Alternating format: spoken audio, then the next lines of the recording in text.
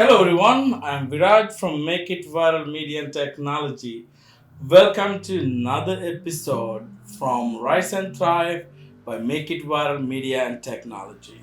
So Rise and Thrive is a podcast that we, Make It Viral Media, produce to learn and tell business owners' story. We believe that every business owner, regardless of the size of the business, they have quite a good story that should be told, that should be recognized as well. So we believe that listening to their story, we can learn so much about the businesses, and also even if anybody wants to start a business or running a business, they also can learn their experience. So today we have a guest to talk about his business, and his name is Filip Lundstedt. Yes. Is that right? Filip Lundstedt. Yeah, you got Okay. it. You got it. You got it, brother. I was worrying about not pronouncing your name right. You did pretty good. Perfect. So you are Filip Lundstedt. Lundstedt. It's a doozy, I know. By the way, welcome to MIV podcast. Amazing. Raj, thank you so much for having me. I greatly appreciate it. Yeah, and also Filip is from Procare Consulting, correct? Correct. Yep. So tell me about you first, actually, before we go and talk to you about your business. Yeah, sure. My name is Filip Lundstedt, and I have been doing what I'm doing for about 23 years. And I'm 45 years old, right? So that's like almost a little more than half my life. Before that, I was born in America, right? I was born in America. My mother is Portuguese, my father's Swedish. I'm first generation born in America.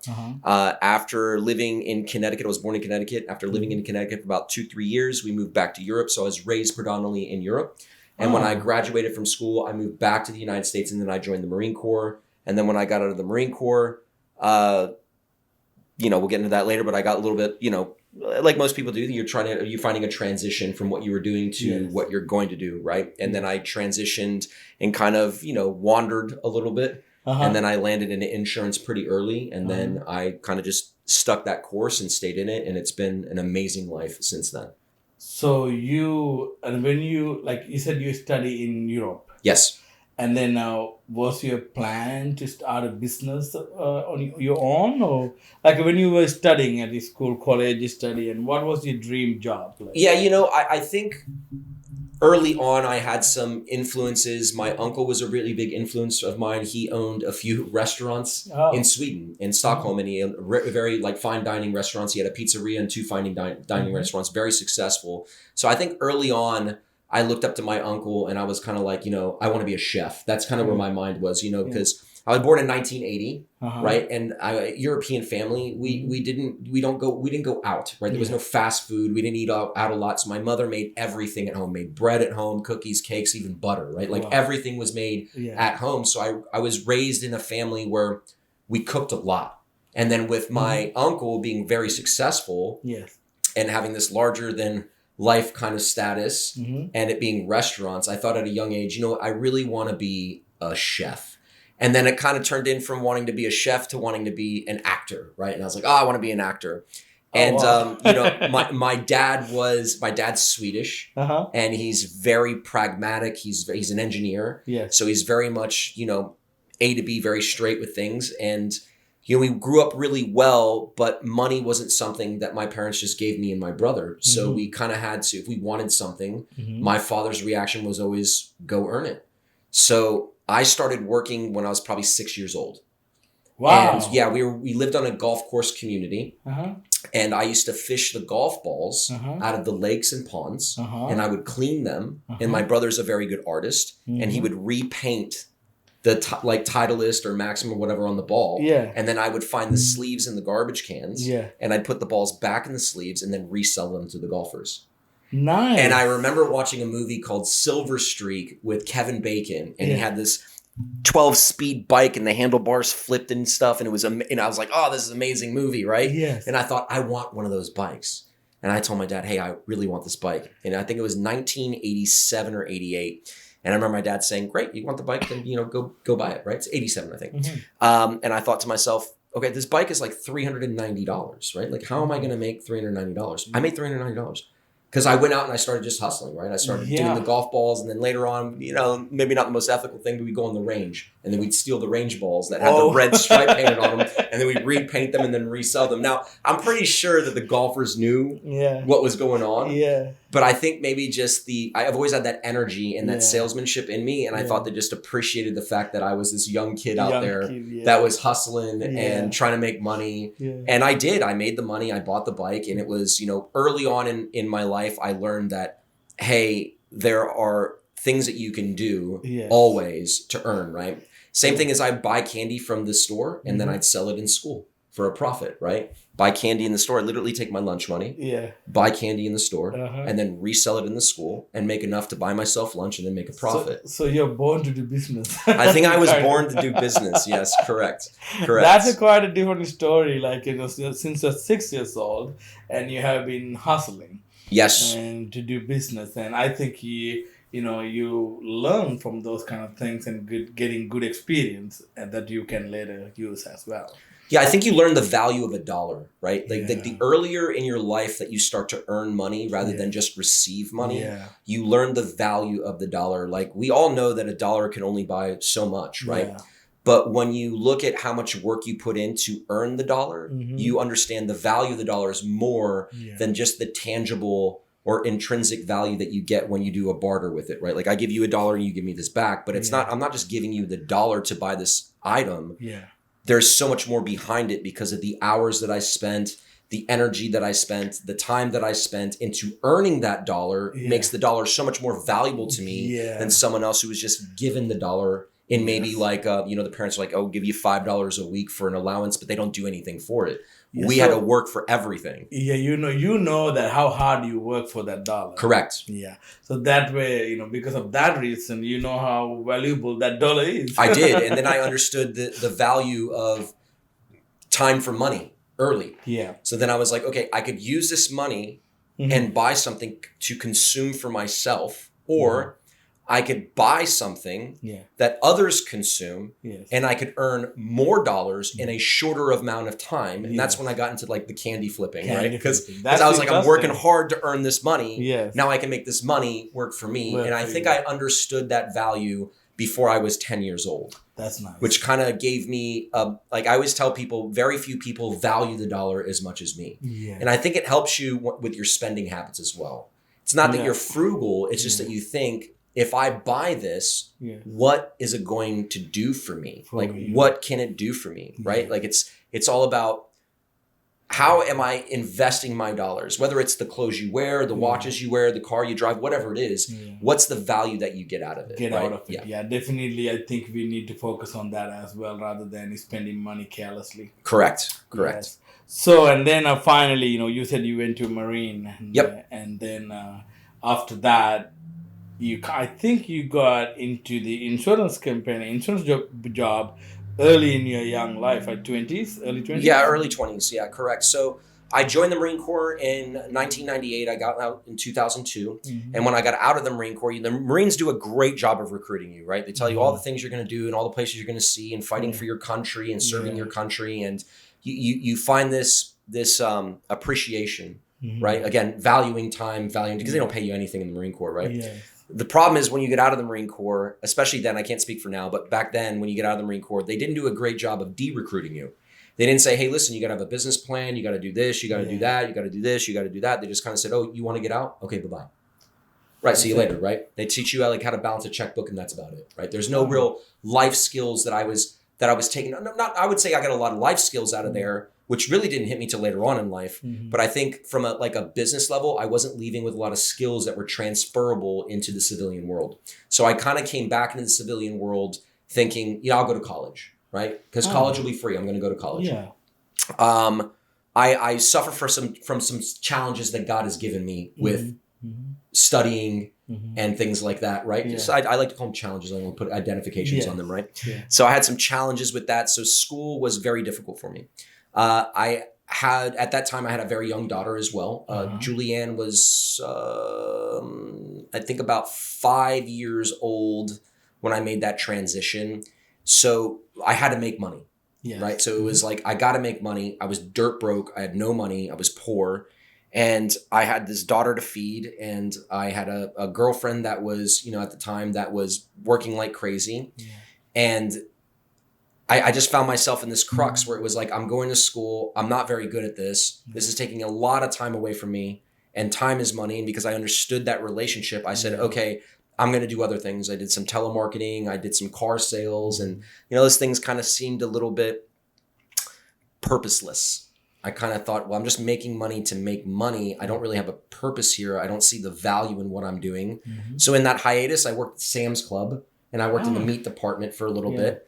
And then I think I was just sick and tired of being sick and tired. And I remember living in a terrible area, and I was sitting at the kitchen table, which was our dining room table, which is our kitchen table, which is our living room table. It was kind of a multi-purpose table, right? Which I'm sure you understand, right? You know what I mean? Like, depending on where you are from the world, sometimes you have one table for everything, right? Yes. And that was kind of our situation. I remember sitting there, and back then, we had newspapers still, right? And you would read the want ads in the newspaper where they would post jobs. Mm-hmm. And I remember seeing a job that was saying, no college degree required, earn 6 figures, yada, yada, yada, come to the Hampton Inn in Tarpon Springs, Florida. Mm-hmm. So I thought, okay, I circled it. Something called me to it. Something drew me to it. And early on in my life, I didn't have a lot of faith, and I didn't believe in God or anything like that. Now I look back at it and I say, wow, this was really God shining a light on my pathway. Yeah. So I went to this large meeting. It was about 50 people in this big room at the Hampton Inn in Tarpon Springs. And this guy named Craig Roop, I'll never forget this guy. Yeah. Craig Roop, 3-piece suit, drove a beautiful Mercedes, this 3-piece suit, really nice hair, pencil thin mustache. He looked like Clark Gable from Gone with the Wind, right? Really attractive guy, stood with a lot of posture, and he spoke to us, and he showed this video about how we're all going to make $500,000 a year and blah, blah, blah, blah, and all this stuff. And I thought, wow. And then he said, and you don't need a college education. You just need to have hard work and understand the value of a dollar. And to me, I felt like, well, I know how to work hard. Yeah. And I definitely know the value of a dollar. Yes. This is where I'm supposed to be. And the light went off in my head, and I thought, yeah, this is what I want to do. Now, because we want to be truthful on this, right? The bare bones truth of this is that when I had gotten out of the Marine Corps, I was struggling, and I was trying to figure out the best ways to kind of get by. And I landed myself in some bad situations with some bad people, and I ended up getting arrested and getting a felony. Whoa. And because of that, when I joined this company, Bankers Life and Casualty, I couldn't get licensed for about 1.5 years. Oh. So I had to spend all of my savings on a lawyer to get rid of the felony, to get it expunged. Yeah. And once that happened, I was able to get licensed. Then once I got licensed, I was able to start selling. So it was quite the rough road getting into insurance. Yeah. Once I got into it, I climbed very quickly. I did extremely well. And when I got into insurance, I didn't understand what a chargeback was, meaning that you could sell somebody insurance, but if they didn't keep it, you'd have to give the money back, right? Oh. So I remember my first month that I was selling and commissionable in the business, I made like $10,000, right? Wow. I hadn't made $10,000 in a year at that point, right? Yeah. You know what I mean? Yeah. So I was like, oh my gosh, like I started spending the money. I got a kid, I got this, I started and then they wanted the money back, right? Because they were chargebacks. Yeah. And I learned really quick how the insurance industry was kind of positioned. So at that point, early in my career with insurance, it was about the money. And it was about like, I just want to sell people. Yeah. And what I learned through the hardship was just because you can sell somebody a product doesn't necessarily mean that they need the product. Yeah. And eventually that person is the mystification and the salesmanship is going to wear off on that person, and they're going to have buyer's remorse and cancel the product, right? Yes. So because that was happening, I thought, man, I'm kind of just wandering with no purpose, right? And in the early 2000s is when a lot of things in the Medicare world started to change. And I remember that we would used to use this strategy where we would talk about Medicare so we'd get into doors and sell annuities and long-term care and life insurance, because that was predominantly what I was selling at the time. Yes. And I would explain Medicare to people, and for some odd reason, Medicare it clicked. The health insurance just clicked. I understood it. I was very eloquent with it. I could explain it to people. I could teach people.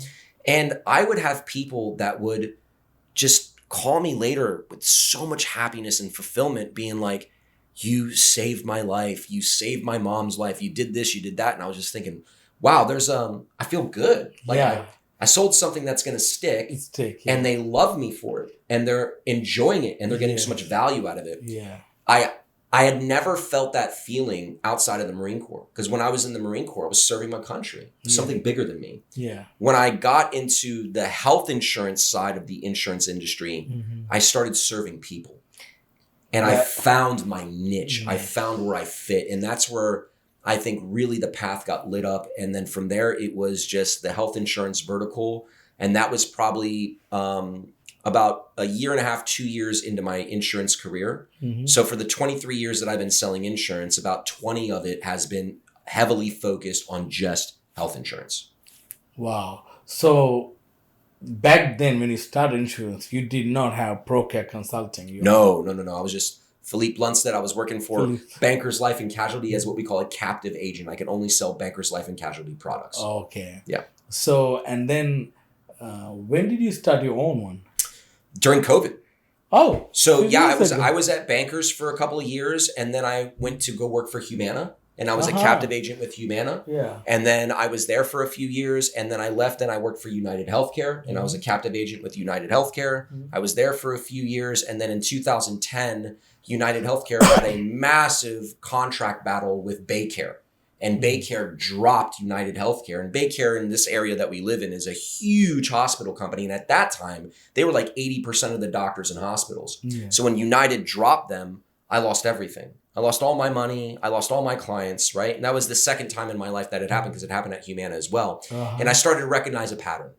And the pattern was, I'm never going to have security if I keep working for other people. Okay, yep. So I worked for Humana, lost everything when things changed. Yeah. I was working for United, lost everything because United decided that they wanted to break a contract with Baycare, and it affected me. Yeah. I had a friend of mine that at the time was a mentor, and he had left the year before me to become a broker, an independent broker. And when this happened, I went broke and he got rich. And he was telling me, hey man, all those people leaving United are coming to me because I sell everything. So he was easily taking customers that were leaving, and I thought, and I said, oh my God, like I need to become a broker. Like I need to make this change. Yes. So I decided in 2010 that I would become an independent broker. I quit United Healthcare. I had no money. I had nothing. Again, right? I had nothing. And I thought, this is what I'm going to do. So for 3 years, I worked 3 jobs. For 3 years. 3 years. I worked 3 jobs, no vacation, no time off, nothing. 7 days a week, 12 hours a day. I hustled because I was saving money so that during the annual enrollment period and open enrollment periods when we could sell insurance, that I could leave those jobs, go to part-time or find part-time jobs, right? And then I would have that time where I could sell insurance to build my book up again. Wow. So in 2013, I finally had enough to where I was like, okay, I can leave all this stuff and I can just focus on insurance. Working 3 jobs in sales and being good, you make good money, right? Yeah. I just got married. And I remember 2013? 2013 is when I got married to my wife, Stephanie. So I get married to Stephanie and I turn to her and say, hey, listen, I'm going to quit all my jobs and I'm going to become an independent broker. And she looked at me and was like, what? And it was unbelievably, I mean, you can't only imagine, right? We're 2 weeks away from our honeymoon and I'm like, yeah, I'm quitting all my jobs and we're going on our honeymoon. And she was like, what is going on? Yeah. And, she supported me and she stood by me, and it was a rough couple of years. And then I did really, really well as a broker. And in 2019, I had my best year of my career. And then the world shut down, right? 2020, the world shut down, right? Yeah. So in 2020, I had all this money in the bank. And I was coming off of working unbelievably hard and hustling harder than anybody else. I was outworking everybody. Yeah. I was crushing it. Yeah. And I found myself during COVID with lots of money and lots of time. And I couldn't do anything. So I was like, okay, well, hang out, ride bikes, do what you do in COVID, right? Do what you do in quarantine, which was, I mean, it's surreally, and looking back, it was a beautiful time for me because I had lots of money, lots of time. And you were in Tampa. And I lived, at the time, I actually lived in Dunedin. Oh, so it we is were really close to the water, water, yeah. and we were close to what's called the Pinellas Trail. Yeah. So I mean, I have fond memories of this because my wife wasn't working either, and we would Yes. go for 10-mile bike rides every single morning. We had Yeah. lunch together. We'd hang out. We had a pool. We'd swim in the pool. It was like vacation for quite some time, you know. And then I started to look at what I was doing, and I said, you know, I've been working so hard, and I've been doing this for so long. I wonder if I can help other people that are stuck, because I was stuck. And I got unstuck because my mentor told me something. Yeah. He said, Filip, you're an indoor cat. And indoor cats only eat when they're fed. Yeah. If you're an outdoor cat, you can eat whenever you want. Whenever you want. So I thought... And whatever you want. And whatever you want. So I thought to myself, like, how many other people need to hear this message, right? Yeah. And it just so happened to be at that time, I had a very, very good friend, like a best friend, who was furloughed. He lost his job, and he was working at the Hyatt, and he lost his job, and he was kind of like, you know, what do you think I should do? Because at that time I was really mentoring him in a lot of ways. He was living in California. I got him to move out to Florida because it was a cheaper lifestyle, better lifestyle. He's living in LA, in a terrible situation. So I moved him out here, me and another friend of mine. And I told him, hey, listen, man, you know, you could try what I do. And, you know, I sell insurance and I do this and that. And he said, yeah, maybe I should try that. And he had been in the customer service realm, working front desk customer service at a hotel, which they deal with the worst people ever. Right? Yeah. Like there's my ice is cloudy, my air conditioning isn't working. They're dealing with angry people that are on vacation. Yeah. And he was working at a Hyatt on the beach. So, you know, high-end clientele that had lots of complaints. And I thought, man, listen, if you can deal with that, you can definitely deal with people that have problems with insurance. Plus, you're going to get a lot more fulfillment out of it. And I kind of told him my story, my testament. And I was like, you know, you're going to get a lot more fulfillment out of this, and you're really going to be helping people, and you'll be able to make an income and work for yourself. Yeah. And he thought, oh my God, this is great. So I worked really hard with him, got him to pass his test, got him trained, pretty much paved and paid for everything for him to learn the business. Yeah. And from that point, I was like, you know, I have to start an agency to do this. Yeah. So I started the agency really because I wanted to help a friend. Wow. Otherwise, I would have never started the agency. What a story. Like... So that's kind of where ProCare came from, was out of COVID, because I wanted to help somebody better their life. Yeah. That's the story of the ProCare. Yes, that's how ProCare started. Yes, correct. Literally helping a friend. Literally helping a friend that was in a position, otherwise I would have just been sitting back on my money and been like, I just do this solo for a while, right? Yeah. But because he had that, now it was a seed in my mind that I wanted to help other people. But when he was a real life example of somebody that was really, really close to me at the time, I was like, I want to help this guy. Like, I really want to see him succeed. I want to help him. Yeah. And that's really where I got the motivation to be like, all right, I'm going to start this thing called ProCare, and I'm going to bring him on. And then after him, I got another guy, and then another guy, and another guy. And we started growing real, real fast. Yeah. And I almost grew too fast. Right? Because I was kind of I had this attitude, and I'm sure you've been through this too, is I can help anybody. I can help anybody and everybody, right? And there's this rule of 80-20, right? Yes. 80% of people don't, and 20% of people do. And I thought, you know what? Yeah. I'm going to be able to defy this rule. I'm going to flip it round. I'm going to help 80% of people are going to do, and only 20% won't do, because I'm so good, and I'm going to Tony Robbins the shit out of everybody, and I'm going to change their mindset, and I'm going to get them hungry, and I'm going to get them disciplined, and I'm going to get them to absolutely hustle. Man, did I learn a lesson. Absolutely not. It was terrible. It was terrible. I brought on 20, 30 brokers, and they were, oh my gosh, it was like constant babysitting. And, you know, with some of them, it became bitter because they were like, you know, Filip's terrible, and he's rough, and he's this and he's that. And it was just because I've got a Marine Corps attitude, and I'm very much like, either you do or you don't. I don't want to hear this baby shit, right? Like, either you do or you don't. That's the thing. There's no trying. There's no trying. You do or you don't. Exactly. That's it. And don't lie to me. Just say you don't want to do it, and it's good. Exactly. But when you tell me you're going to do something, I'm going to hold you accountable, because I think extreme accountability comes in with success, right? Definitely. Yeah. So I definitely rubbed some people the wrong way that way. And I learned very fast that it's not about the amount of people that you have, but it's also the quality of your leadership. Yes. And the expectations that I have to change very quickly, because my expectation is anybody can do this. And that is not true. Not true. Right. Yep. Anybody can do it if they're willing to do it and have the right mindset. But everybody has a place in their life where they find that passion and they find that purpose. You cannot force somebody to find passion. You cannot force somebody to have purpose. Yes, and I have met some people that are very negative. They're thinking negatively. It is hard to get get that out of them. 100%. Don't waste I don't want I have been wasting my time on these people. No more. No I more. have to learn the same way. Hard way, man. Yeah. Just because we get it done and then we think, oh my, anybody can do it. Yes. Like in the beginning, I didn't speak in English before 2010, right? Right.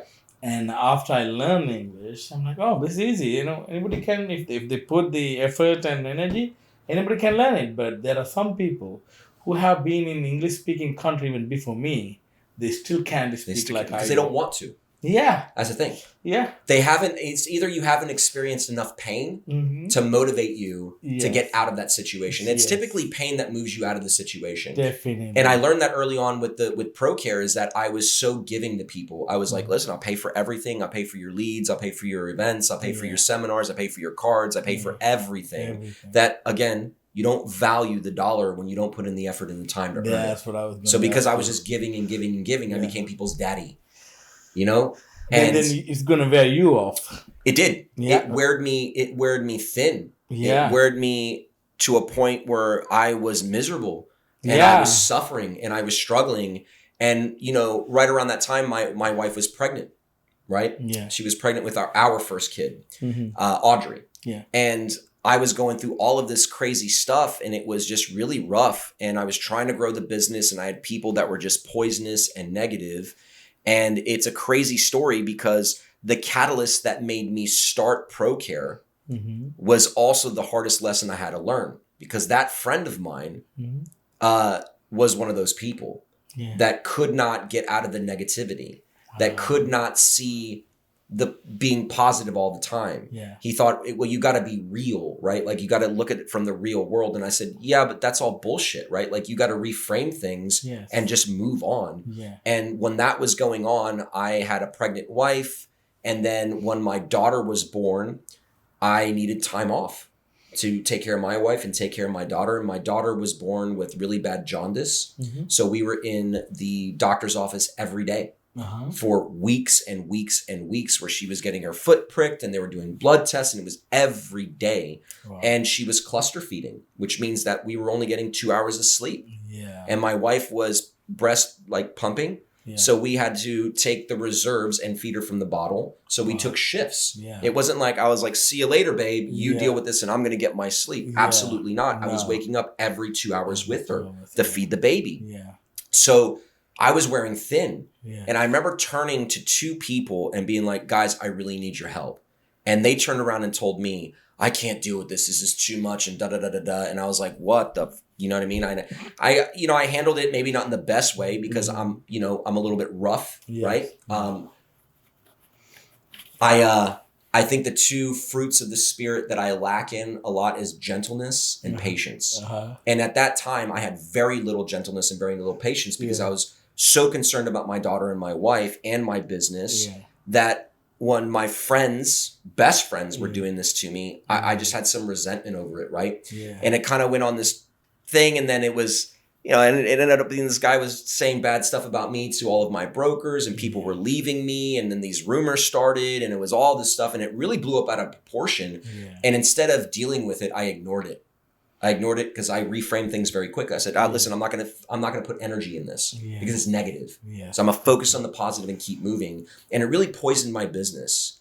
And it was a hard point, probably in the year 2, year 3 in my business was a real hard point because I didn't understand what happened to the culture and all these things. And it stemmed from my best friend that did it to me. And I was like, oh my God, this is a guy I literally started the business because I wanted to help him get out of the hole. Yeah. And I spent probably $100,000 on getting this guy out of the hole, right? And it was just wild to me how it happened and how it transpired, but it taught me so much, right? Yes. And to this day, I forgive this man. Yeah. I have no ill will towards this man. Yeah. I wish this man the most success in the world, and I hope he is unbelievably successful and surpasses me in everything that he does. Yes. Because God teaches us one thing, is that you have to love everybody. Yeah. So two things that we learn as a Christian, which I didn't find faith until 2022, right? I have a whole story about that. But, I found God in my highest point of success. In 2022, I was having the best year of my life again. And I was driving on 54 and the veterans, and I was going underneath the overpass. And I suffered from panic attacks, and I started having what felt like a panic attack, shortness of breath, a little bit of dizziness, fogginess, and I was starting to have this panic. And usually when I have these episodes, I call my wife, and my wife helps me through it. So I called my wife, and she's, kind of going through it. She's like, I remember her telling me, like, what's going on? And I would usually recount what was happening. And I remember feeling this joy inside of me. And I said, I don't know. Like, I'm happy. And things are great. And it was right around Thanksgiving. And we had donated, like 170 turkeys to this church over here in Tampa, right? Not far from here, actually, on East Hillsborough, with a guy named Pastor Ayala. And I remember feeling so good that I was at a point that I could do that. And I remember feeling this panic, and it was wild. So I called my wife, and she asked me what's going on. I told her I'm happy. Everything's great. This is all the things that I've ever wanted. And she said to me simply, she goes, let it happen. I thought, what do you mean let it happen? She goes, it's God working through you. And at that point, I knew what the rest of my life looked like. And that was the point that I became a Christian. I found God that day. And it happened really quick too, because I found God that day. And I remember running around my neighborhood working out, and there was a group of men working out in a field. And I'd seen them before, but for some odd reason, this time I stopped to ask them, like, what are you doing? And I met this guy named Mike Perez, and Mike Perez said to me, hey man, we're called F3. I said, what the hell is F3? He's like, we're a workout group, and we're based on faith, fitness, and fellowship. I said, okay, I'll work out with you guys, right? I started working out with them, and Mike said, hey man, do you know Jesus? And I said, I think so, actually, because I told him what happened to me, and he was like, you got to come with me to this event. And it was called Man Event, right? And it was at a church called Grace Family Church here in Tampa. And I went to Man Event. And from that, I met some guys, Josh and Mike. And then I joined a small group table called Courageous. And then I started going to church every Saturday. And it just happened so fast. And then once that had happened in my life, everything aligned, everything clicked. And all of those pains and everything, they kind of just went away. They didn't become important anymore. And I really started moving very, very quickly. And that's where ProCare went from just being just a brokerage firm to being a faith-based agency where I'm doing more than just helping people with their insurance, right? I felt like God had made me a steward to help people on their journey. And I know it sounds funny to some people, like, health insurance. I said, yeah, but that's what I love. And it's where I found my purpose getting out of the Marine Corps. And I really think now that I have that faith, I think that was God speaking to me early on when I was sitting at that multi-purpose table, looking at the newspaper. And for some odd reason, that job stood out to me against all the other jobs. All of you, like all throughout your life. Everything. And you learned about insurance, and that got you into insurance. And now you own ProCare Consulting. Yes, correct. And what does ProCare Consulting offer? So at ProCare Consulting, our main vertical is health insurance. We help people that are on Medicare, transitioning onto Medicare because it's a very confusing time in their life. We help people before they get on Medicare, when they're retiring and they have a little bit of a time period where they have to get some kind of insurance before they get on Medicare. We also help people that are under 65 and that are entrepreneurs and business owners to make sure that they're getting the best benefits possible. And it's simply said, we remove uncertainty from the health benefit world so that business owners, entrepreneurs, and families can focus on what's most important. Because most people are overpaying for their health insurance and they don't even realize it. So I help them understand the value of a dollar. Something that I learned in a lesson when I was 6 years old. I'm now teaching to other people, letting them know, like, hey, your time and your money is very important. And if I can get you money back from what you're currently doing, I'm going to be able to help you get that time back as well. So you can focus your energy, your time, your money on things that are more important, your family, your business, your faith, your fitness, whatever it might be. So that's really where we're positioned at ProCare, is to find those strategies for people, because we don't work for insurance companies. We work for our clients. We represent the insurance companies, but we don't work for them. Gotcha. I don't work for United. I don't work for Humana. I don't work for Aetna. I don't work for Cigna. I don't work for Allstate. I don't work for Nationwide. I don't work for any of those guys. Those guys work for me. And I represent them to my clients as long as it's the right fit. So we create these tailored strategies and tailored solutions to allow our clients to win in the game of insurance. I figured out the way to beat the 80-20. I would educate the 80% on how to get into the 20%, utilizing strategies so they could win in a game that most people lose. Because insurance is designed for people to lose. It's how the insurance company makes money. Exactly. If you overpay and never use it, they keep all the money. Yeah. Why wouldn't they? It's business. It's capitalism. It's beautiful. Exactly. But I teach people how to beat that game. Nice. So that's ProCare. Yeah, exactly. That's how we do it, man. So now we know about ProCare Consulting. Yeah. Exactly. So it's now the ProCare Consulting it has been in business about 5 years since we're going on 6 years right now. So 2020. 2026 started from 2020. Yep. March 3rd of 2020. So we just hit our 6 years. So how has been the journey to the 6 years? Beautiful. Beautiful. It's been beautiful because it's been difficult.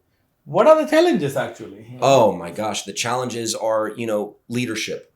Understanding your place as a leader, because you can be great at sales and great at handling your own stuff. Yeah. But when you start to handle other people's stuff, that's complete different story, right? Yeah. Judgment of character, patience, the things that I knew that I lacked, that God knew I lacked. And when we pray for strength, we pray for patience. We don't get patience, we don't get strength. Yes. We get opportunities in our life and challenges in our life that allow us to grow into who we want to be. And I believe that there's a projected image of ourselves. Yes. And we're constantly chasing it, right? But if you don't do the run, if you don't go to the challenges, you never meet that image.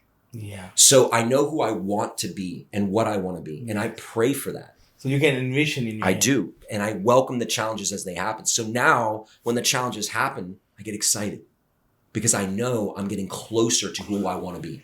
Because I'm going to get stronger. Yes. I'm going to become more gentle. Yes. I'm going to become more patient. Yes. And I'm going to be more fulfilled from that. And you overcome this challenge, you're closer to the 100%. Goal. Yeah. Absolutely. Yeah, I know you're helping other people as well. Like, I met you at BNI. Yep. BNI Business Network. Let's go BNI. Let's go BNI. So, and I know you are helping other people and even recruiting people to do work with you as well, yeah? Correct. Like in insurance field. Yep. So how is that? How does that work? Like helping other people, or if anybody wants to be an insurance agent, is that what you call a broker? Yeah. So insurance broker, I think it is, and obviously I'm biased, but I think it is by far the best job that you can have, because you can make a lot of money, you can own your own business, and you can really, really impact people. I mean, you can really impact people. Even the people that I don't sell plans to them. Yeah. It's because they're in the best situation they can be. Yeah. But I let them know without a shadow of a doubt. I remove all of the uncertainty to let them know without any degree of uncertainty, you are on the absolute best strategy that you can be on. Let me show you why. Yeah. And those people are like, can I give you something? I'm like, no, you don't have to give me anything. Let me ask you a question. Are you leaving this call better than when you entered it? They're like, yes. Do you feel that I've impacted you in any kind of way? They said, yes. And I said, great, then I win. Yeah. And I literally say that, great, then I win. Yeah. Because all I want to do is impact people. Sometimes that comes with money. Sometimes it doesn't. It doesn't, yeah. But those people that I help that don't do business with me, they send me business. And they leave me reviews. And I love those. And they don't have to. That's not why I do it. Yes. But I feel like when you lead with impact rather than lead with just money, you do so much more in this world. Yeah. And I've had the great pleasure of seeing some people grow into exactly what they wanted to be. Not everybody, right? You've met Albert, right? Yes. Albert is one of those people where I've seen him from when I met him to who he is today is a completely different man. Different man, yeah. It's a different man. Yeah. It's a 180-degree different man. Wow. And I think most people that know Albert would agree and would say so. Yes. And for me, that's the beauty of what we do. That's the beauty of ProCare, is taking somebody and saying, hey, I don't just care about your finances. I care about your family. I care about your faith. Yes. I care about your fitness. Yes. I care about all those things. Are you in the best shape you've ever been in your life? Yeah. Are you in touch with God? Yeah. Are you in touch with what you believe? Yeah. And how much are you really in that, right? Yes. How spiritual are you? How close is your faith? Whatever it may be. Yes. And what's your family life like? How are you with your kids and your wife? Like, what's going on there? Yeah. And then your finances. Yeah. Because I know from experience that if your faith is strong and your family is number one and you have fitness and energy, the finances will come. It will 100% come. But if you have the finances and you don't have all the other things, then you're in trouble. You're in big trouble. What are you going to do with the money?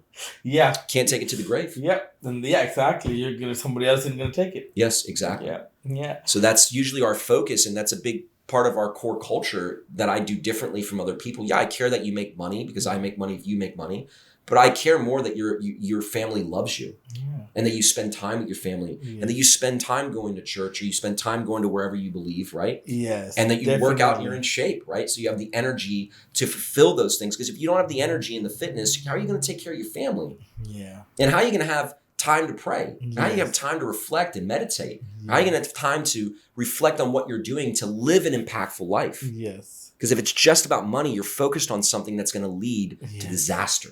The balancing your life, it matters a lot. Absolutely. And if I lose my health, then and all the hard work and money I make is gonna go just down in the drain. 100%. Because I'm losing my health, my life. Yeah, pretty exactly. much. Yeah, exactly. I So do those totally things matter. understand that one. Yeah, I'm also getting back on track now with my Good. workload, and it's not easy to start a business, It's not. and especially when you don't have capital Yes. in the beginning. Yeah, and that's the thing. It is in my opinion, it is impossible to start a business with balance. Yes, It's not possible because you have to suffer. Yeah. At some point, I think you also work like without even thinking about food, water. Oh, yeah. You forget. Oh my God! I need to eat. I need to drink water. Oh, you Viraj. forget. Viraj, there was like a good 2 years that I was working every day of the week, 12 hours a day. I was flying all over the country. Yeah. I was barely eating. I was sleeping maybe 4 hours a night. I was waking up at 3 o'clock in the morning. I was working out 2 times a day. I was going crazy. Yeah. And then I had a total breakdown. Yeah. Like my body just gave out on me. My mentality gave out on me. And I went from 100% to 10% so quickly. The battery just drained down. And I was just like, I needed a major reset. Yeah. And that's when I started looking at like, okay, I need to start balancing this. Like I really need to become committed to my faith. Mm-hmm. And I need to be committed to a schedule that prioritizes my family more than my finances, right? I need to build better systems. Yeah. I need to learn how to delegate better, right? So those things that you learn in business, you learn by suffering. But most people, when they hit the suffering, they quit. Yes. They quit. They get out of the business. Oh, this Yes. is too hard. I'm just going to do something else. But all you're doing is starting over the cycle of suffering. Yes, and you go back to the circle, square one. That's it. I always say like a mountain range, right? You start climbing a mountain, you get halfway up and you say, no, I'm not going to do this anymore. You get down and you say, I'm going to climb that mountain instead. You get halfway up, no, I'm not going to do it. I'm going to get this. You never get to the top. Never to the top, yeah. And the thing is like, the way down the mountain is much harder than the way up. Yeah. So when you're working, you're getting success. You reach this peak that you think is the pinnacle, and then you see another mountain that's taller. Yeah. And you say, well, I want that now, right? You constantly move the goalpost, however people want to say it. Yeah. I like the analogy of mountains because in our faith, we believe in peaks and valleys. Peaks and valleys. Yes. And most people lose their relationship with God and themselves when they're in the valleys, because when you're in the valley, it's the darkest. Yes. You right? don't see where things But the way down, and if you think about this, literally climbing a mountain, when I'm climbing up, you have a lot more control. Yes. When you're climbing down, what if you fall down the mountain? You die. You die. So most people get to the top and they just stop and they either live on the top or they just roll down the mountain and kill themselves, right? I mean, not metaphorically. Yeah. So those skills that you learn climbing up the mountain, you need to better those skills to build a vehicle to take you down so you can get in the valley. Yeah. You almost have to look forward to the despair and the suffering that you're going to be entering into because you know I'm going to be able to climb the next mountain, which is going to be higher. Yeah. So the fulfillment that I'm going to get off that next mountain is going to be amazing. And that is business, right? It's this constant thing that happens, right? Mm-hmm.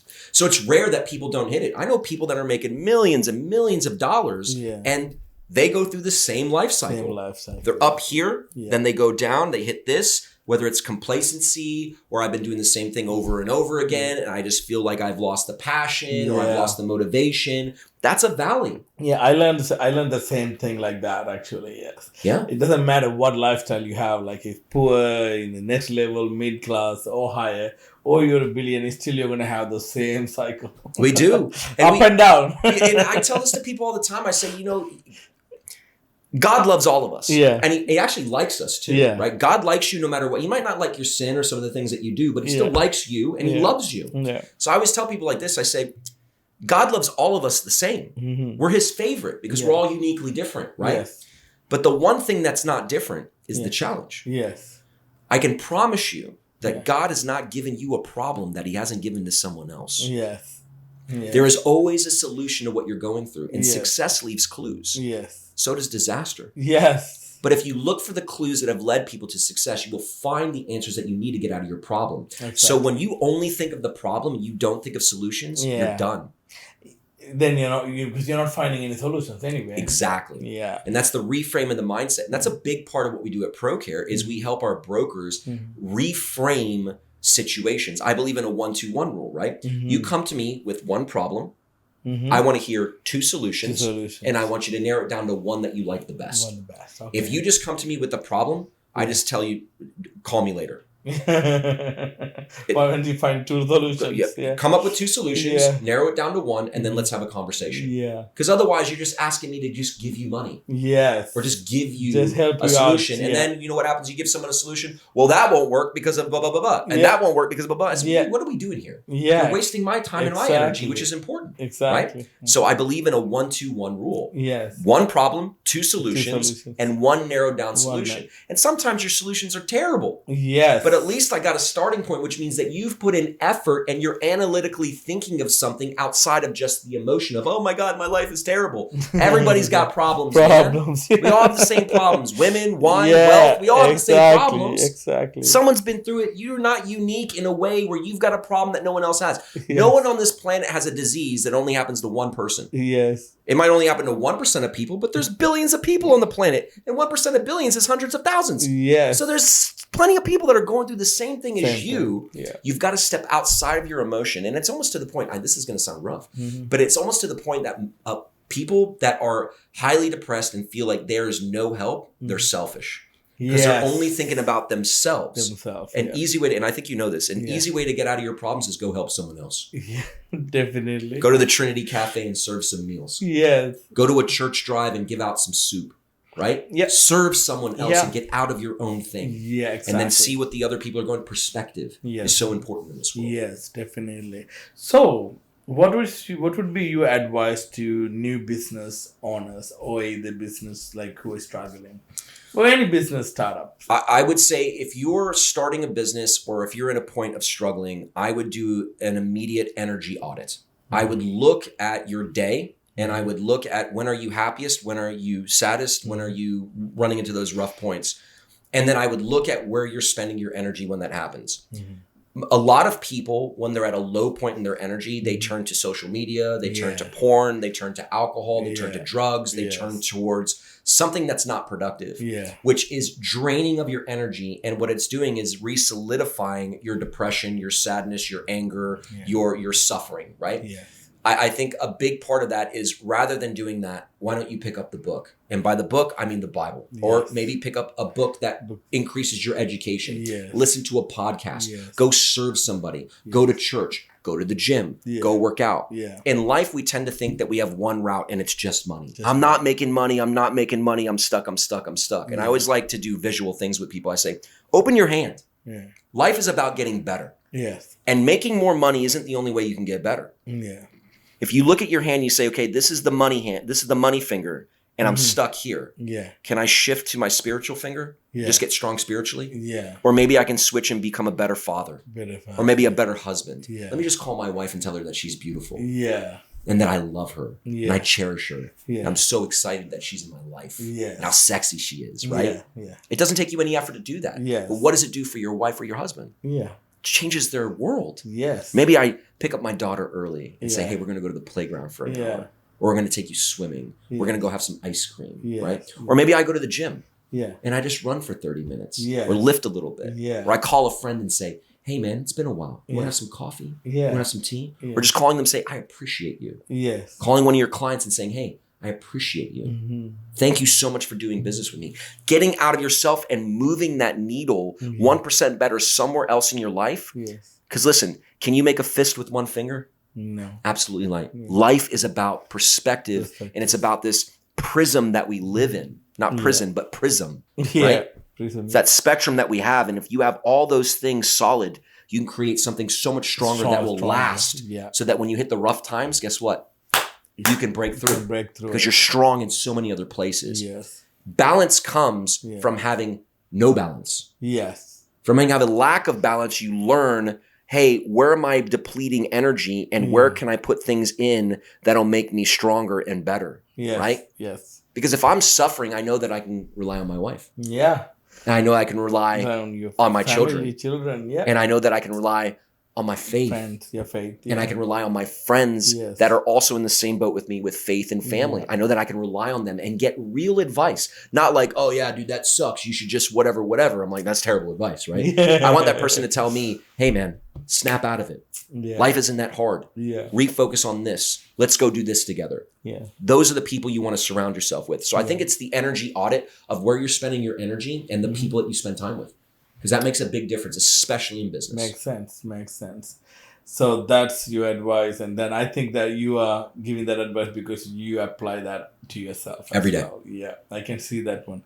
Because everybody loves you too, because you're very energetic and talking, jumping and all that. And because you create positive energy. I try to, yes. Yeah, I mean, that's what I like to do that same thing. Absolutely. Be positive, always laugh, smile, be happy, don't be miserable. Even though a lot of hard things or bad things going in life, doesn't mean you can't smile. Exactly. Your mouth is always there.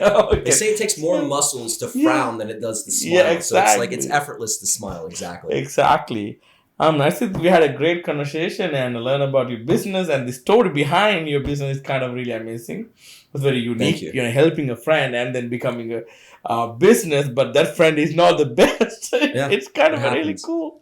Really cool, yeah. Absolutely. Yeah, and thank you for sharing your story. Yeah, Viraj, thank you so much for having me on. And This has been great. yeah, it's a very sensitive story as well, with you finding God and on like the spiritual side and life, family, and business, and how you balance all of those things. Yeah, and just bringing it all together into one solid framework. Yes. To where it's like it's constantly revolving these things, right? And Yeah. it's the tough part is you got to schedule it. If it's important to you, schedule it. Don't say, "Oh, I'm going to do it one day." Yeah. When I have the money, I'm going to do it. No, just be the man you want to be. Yes. Be the man you want to be right now. Right now. Be it now. Yes. Not that guy now. Don't I be like, agree. when I'm a millionaire, I'm going to donate my time and I'm going to go to church and I'm going to go on vacation with my family. No. You're lying to yourself.